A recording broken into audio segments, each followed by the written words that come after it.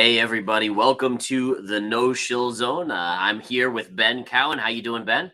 Pretty good. How about you?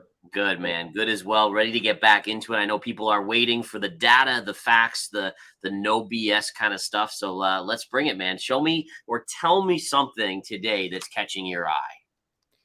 Yeah, I mean, it at this point, it still seems like this pretty typical death cross rally that we even talked about this, I think, a couple weeks ago, right? How, and I think part of it comes from the idea that, death crosses are, of course, lagging indicators, right? By the time you get a death cross, it kind of tells you what you already know and that the price has gone down. And, we talked about this idea of the death cross occurring, it kind of fading into the death cross. A lot of people get fearful, they sell the low, and then you end up rallying into that death cross, right? So that's kind of what I think is going on. My general thought is that the overall trend will remain intact of down, but in the short term, Bitcoin likes to rally on these things. I mean, this is exactly what we saw in 2019 as well, was a sort of death cross rally. And back then when we got the death cross rally, it actually topped out right at that 20-week SMA, 21-week EMA, right? So if we were to pull that up, just sort of get a glimpse as to where it topped out last time, you can kind of see that, once Bitcoin got this capitulation below that 20-week moving average, we consolidated for a few weeks. We even sort of had one of these fake out weeks where we sort of went back up, another consolidation week. And then we got, sort of this real move that was sustained for a bit longer than this first one. And then from there, it ultimately faded back down. And, I'm still thinking that is probably going to be the most likely outcome, right? You could still wick above it. It's possible for it to go, higher than 28K, which is where the 20-week SMA is. Just like back over in 2019, we went higher than it. But I still would think there is a good chance here of it forming a lower high. Do you think that's the most likely outcome, or do you think it could go higher?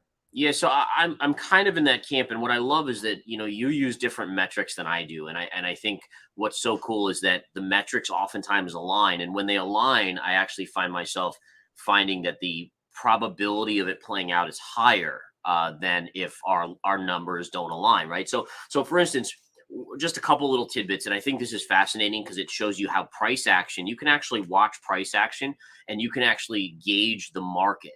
And so what I mean by that is over here, right? This right here was where Ripple, the numbers came out for Ripple or the judge's decision, and we saw an up move and then it reversed the next day, right? So just using common sense, you say, is that positive or is it negative that it reversed the next day? And the answer is it's negative. I mean, it came right back in. And what did price action do? It fell. Then we had the grayscale news, right? Popped 2 days later, it fell negative, right? And so what we saw after that was it trickled down. And then you had this red candle, which the next day we 100% reversed. And so I think as a technician, even if you don't have anything else on your charts, that should be something that's giving you an inkling into what could come. And so again, reversal to the upside, that's bullish. What has price action done? It's moved up. And then we're getting that bounce today. So again, just watching candlesticks is amazing. For those of you out there that are watching this, is that it does give you insight. Now, nothing's 100%. We know that, but using that price action does tell you something. And I'll just say this. So Ben, you had that retrace kind of going on there. And what I had done is I basically took the highest point of the rally, right? Since the lows of 15 and change, and you just connect it to this high here and right through this high, and look at what we get right there. And so basically you've had a pop today, but you're now hitting a little bit of resistance right there on that downsloping trend line. Now, again, could it break through? It could. And in which case you have this pivot high is your next point around 28,100 and change. But as a technician, you have to, I always say this to people, is you have to respect resistance until it's broken, because you can't assume. I mean, our emotions make us try to assume and say, oh, well, I really think it's going to break. But the answer is a wall until it breaks through the wall. It's a wall, right? So yeah, man, very cool to see your stuff. And kind of, I do agree that as of now, I would be in the reversal or pullback camp off of this move and fade this rally essentially. Oh, I think you're on mute, buddy. I think. Sorry about that. Yeah, I mean, it could theoretically go higher than that wick that we had a couple of weeks ago. I know it did back in 2019, but I like my own experience with the market says that I guess it's made me more so pessimistic. And because I see these rallies, and what I normally see with these rallies is that what they serve, the purpose that they serve is to break altcoins down on their Bitcoin pivot levels, right? So like look at, we've talked about Bitcoin dominance before, and the last several weeks, right? We've had 5 weeks in a row here of red, red, red, and then green, green, right? So 3 weeks red, 2 weeks green. Look at dominance. All 5 weeks, it's just green. Wow. Like it shows that altcoins are breaking down. And there's a fascinating way to look at this market. So here's the Ether Bitcoin chart, which I've been very bearish on for quite a while. I think that this is just just a long distribution phase, just like we had last cycle as well. But what's interesting about these Bitcoin rallies, what they do is they break Ether Bitcoin off of its support level, right? So if you were to put Bitcoin USD on this chart, what you'll notice here is that every time like Ether Bitcoin is sort of breaking down, it's breaking down on these Bitcoin pumps, right? It Bitcoin pumps, it breaks Ether off of its support. And so then when Bitcoin goes back down, Ether Bitcoin no longer has that support level to bounce off of, right? Because it lost it during the Bitcoin rally. So what this tells me more or less is that a lot of the rallies that we've seen this year in crypto are just liquidity leaving the altcoin market and going over to Bitcoin, right? And often what we see in pre-halving years is that for the first half of the year, there's enough liquidity in the altcoin market to lead to new highs, right, by Bitcoin, right? It just keeps putting in higher highs because there's so much of this like liquidity in the altcoin market, right? But by the second half of the pre-halving year, there's not as much liquidity left, right? I mean, the purchasing power of all these altcoins are so much less than they were, like 6 months ago, right? So if people go out and convert their alts to Bitcoin at this point, it can lead to Bitcoin going higher in the short term, but the purchasing power of those alts have gone down so much that it normally just leads to lower highs for Bitcoin. And that's not to say that none of the altcoins have gone up. I mean, some of them have. And I mean, are there any altcoins right now that you're taking some short-term trades on? I know you're interested in more of those shorter-term trades than I am. And right now is the time that they're bouncing. Yeah, so I am nibbling on something, but before I get to that, you just brought up a really cool point about how money is rotating from a lot of the alts into Bitcoin, which is why Bitcoin dominance has been doing so well. And that's a classic sign of a bear market, right? Is people are de-risking and they're like, I still want to be in crypto, but let me go to the best crypto to kind of put my money. So check this out. This is coming from my stock side, but look at what I have here. So you talk about large cap, the mega caps. You got Microsoft, you got Apple, you got Nvidia, the $1 trillion companies. And then you have the second tier or maybe the fifth tier down. And you see the same thing in the stock market. This is Nvidia's chart, right? And this is the chart of Roku. Okay. So now let's bring up Apple right here. Well, let me just keep that. Let's go to SE over here. And then let's go to Apple over here. Right. So if we look at these, I mean, again, I'm just drawing this comparison because I want people to understand that this isn't just specific to crypto that this happens. This happens in every asset class. And you could see here, Apple rallied up, made new all-time highs, right? And look at something like C Limited, which, by the way, is a multi-billion-dollar company. It's just not a trillion-dollar company. And you could go to like PayPal. I mean, look at the chart on PayPal versus let's go to Microsoft. And again, my point is just showing again how money tends to rotate when people are getting nervous or scared, or you have a bear market or a recession. It rotates into best of breed. Usually the next cycle is eventually a sell-off in all things. So eventually Microsoft, Apple, Nvidia, they'll all sell off. But just like with altcoins, you're going to see PayPal go lower. You're going to see these other ones go even lower, AKA alts versus Bitcoin. And again, I think that's such an important point to showcase, is that the mentality of what happens in markets is universal. There's no like, oh, it's just for this type of market environment. It's humans, right? Humans are buying and selling crypto. Humans are buying and selling stocks, and therefore it's the same. Right. And this is why I think I've said, and I think you've been on the same page of like if you want exposure in crypto in 2023, like long-term exposure, Bitcoin is probably going to be your best option, right? Because that's where liquidity is going to go to, because it's the safest thing. And it's also probably the asset that is the most likely to eventually make new highs, right? I mean, we don't know exactly how long it'll take, but it's the asset that's most likely to do that. One thing I just wanted to bring up for people to take a look at, because some people have kind of asked like, well, where does the dominance keep going up? Where does it go? Where does it come from? The altcoin market has been bled so dry, right? Even if alts drop another 20%, it's not necessarily that big of a tailwind for dominance. I think the answer, as we've said, right, comes from ETH. And there's this idea here that, a lot of people have pointed out lower highs on Bitcoin dominance, right? Like this is something that we've even talked about. And I'm sort of in the camp of like, yeah, like it is lower highs, but there's also this element of higher lows, right? Where, and there's this thing where you can kind of see it clearly on the Bitcoin dominance chart because it's been around for a long time.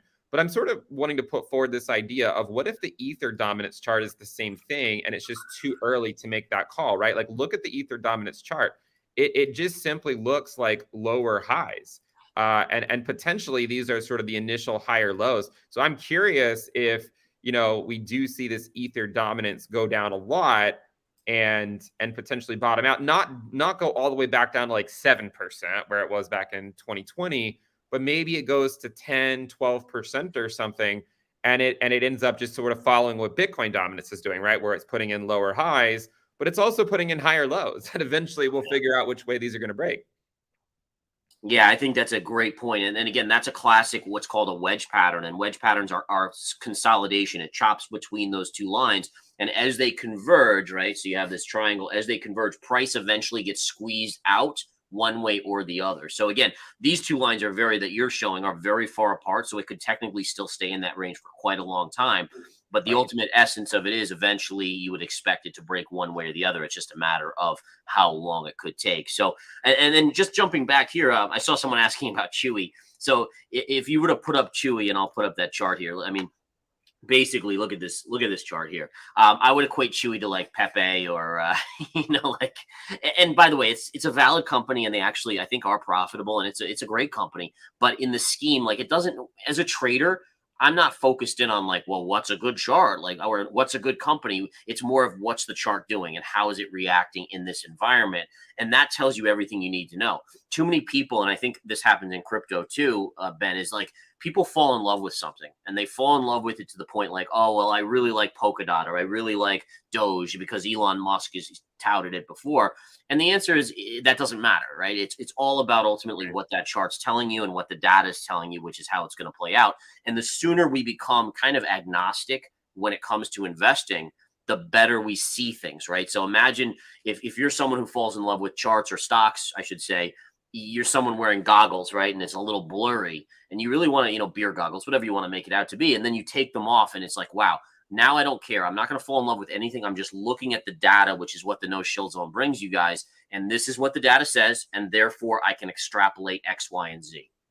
Right. And, Polkadot, you mentioned Polkadot, and I just wanted to sort of briefly talk about that one just really quick, because this is a great example of why, you really shouldn't marry an altcoin. Like imagine if you started off just DCAing Polkadot, right? Whether you started in 2023 or whether you started in 2022, .USD literally put in new lows last week, right? So I mean, like a DCA strategy for Polkadot has not been working out. That's not to say that it can't ever work out, but the point is, while there have been some moves higher by .USD at certain points, right? Bitcoin has mostly just been straight down since 2021. Right. So it really shows you that, like, if you really want exposure to crypto, Bitcoin, right? Because the asset that you have, that the other assets that you might be DCAing are probably going to be significantly on sale with respect to their Satoshi valuation, right? So if you do get a Bitcoin rally, right, whether there's a lot of this pent up liquidity in the altcoin market, look at this. Polkadot is down 84% against Bitcoin.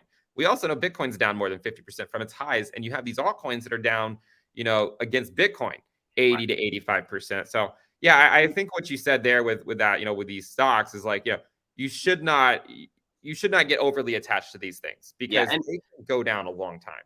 Absolutely. And I think it's important to note that it has nothing to do with Polkadot. And I want to make that clear. I know there's lots of people that love Polkadot and what they do. It's more just that's what the price action is showing us. So like Ben and I don't know where in the next bull run Polkadot could go. I mean, heck, it could be 100x for all we know. It's just we're taking this point in time because that's how we're going to make money off of it, right? I'm not going to make money in the next 3 months by saying, well, where do I think Polkadot's going to be in 6 years from now? It's like, well, where is it right now? What's the chart saying? And in fact, interestingly enough, I'll just pop it up on my chart here.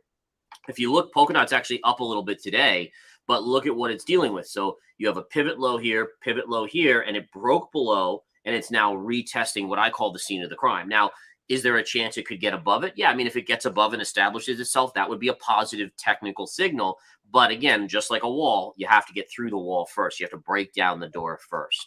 Well, and I think too, like the way that I become interested in any altcoin is to see if it ever holds its lows on its Bitcoin pair. You know, I don't even care if Polkadot goes back to, you know, $5 or $6 if it's just bleeding against Bitcoin, right? You're still better off just sitting in Bitcoin than a lot of these. And again, it's not specific to Polkadot. I'm just sort of picking on it because it legitimately put in new lows last week. You know, another one that put in new lows like yesterday was Avalanche, I believe. You know, I mean, this is what just another great example of how the altcoin market can put in new lows in pre-halving years, even when Bitcoin isn't, right? I mean, Avalanche legitimately yesterday put in new lows. So again, like DCing Avalanche for the last, you know, year and a half or so hasn't really been working out. No. DCing Bitcoin kind of has, right? I mean, you know, you're probably at around break even if you started DCing it in early 2022. So you're more or less where you maybe would have started off, but a lot of these altcoins just they keep getting wrecked over and over and over. Gareth, should we pivot over to I wanted to talk a little bit about oil and the dollar. I mean, these things are on crazy rallies here.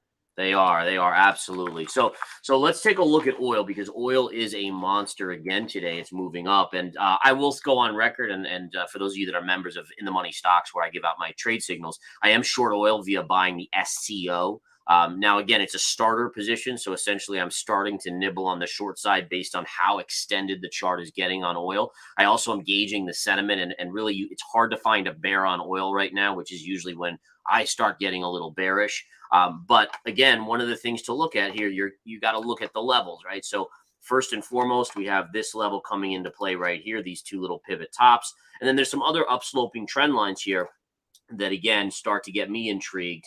This one in particular, where you can almost see it was like a little head and shoulders pattern here. In fact, I love, by the way, TradingView is very cool because it actually allows you to, if I could find it, it allows you to draw this kind of stuff. Where is it?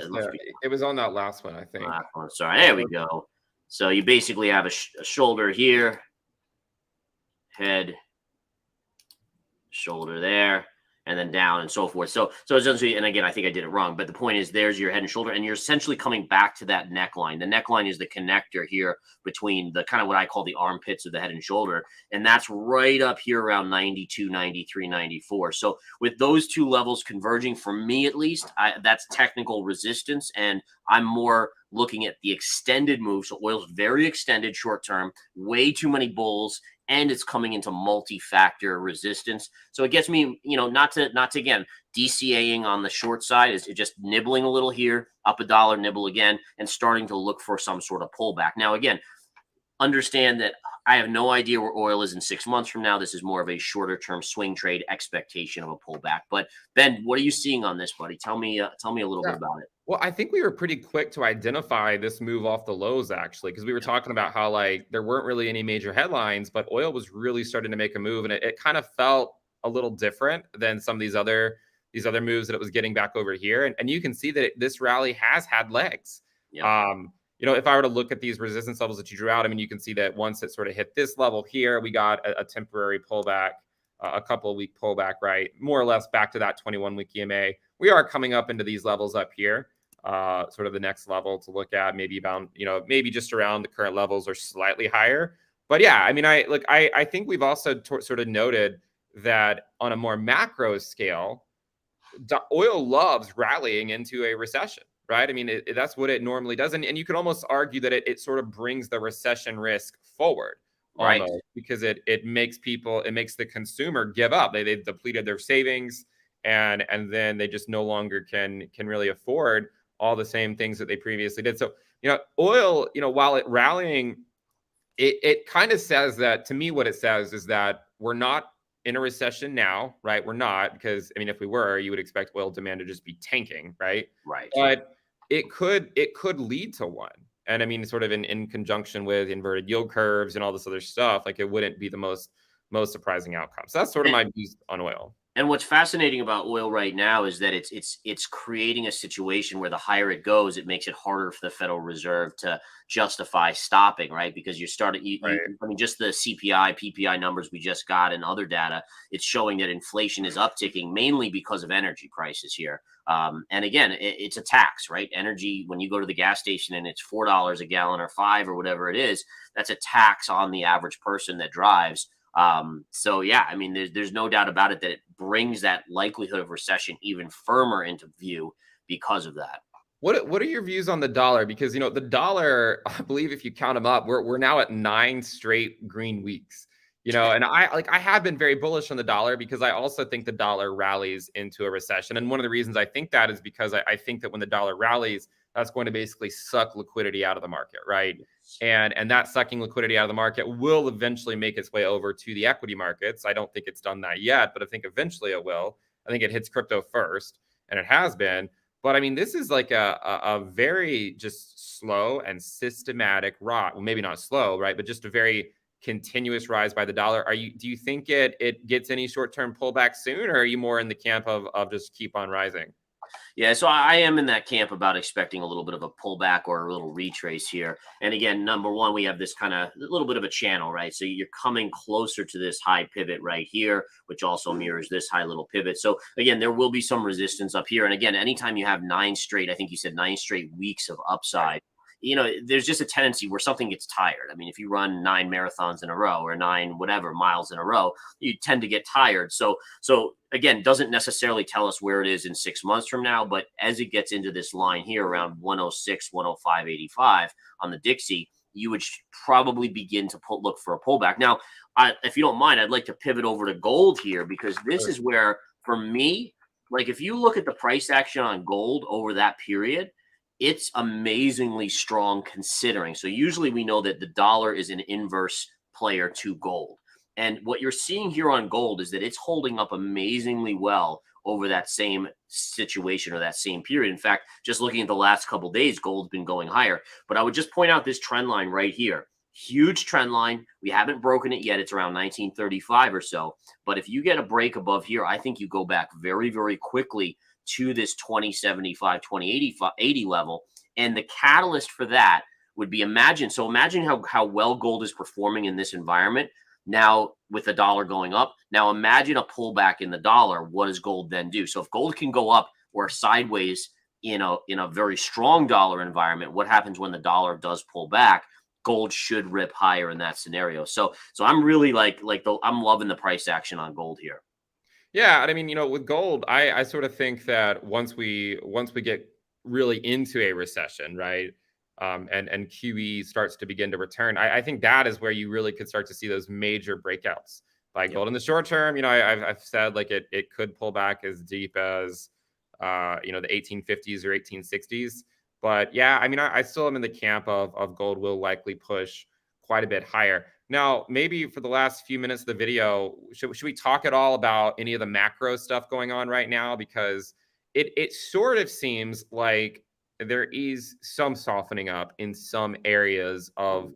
of the economy. Gareth, one thing I was looking at is, when we talk about the unemployment rate, right? We know that it's been at 3.8%, right? I mean, the most recent print here was 3.8%. So it is starting to move up a little bit, although this still is relatively low, all things considered. It is relatively low. But there's other ways we can measure unemployment. And one of the ones, so the standard unemployment rate is U3, but there's this other one called U1, which is sort of measuring it by looking at greater than 15 weeks unemployed. And the reason why that one caught my eye recently is because it's starting to spike up, right? It's starting to make that move. Mhm. And I'm wondering if that's going to start to get reflected in Mhm. other areas of the labor market over the next few months.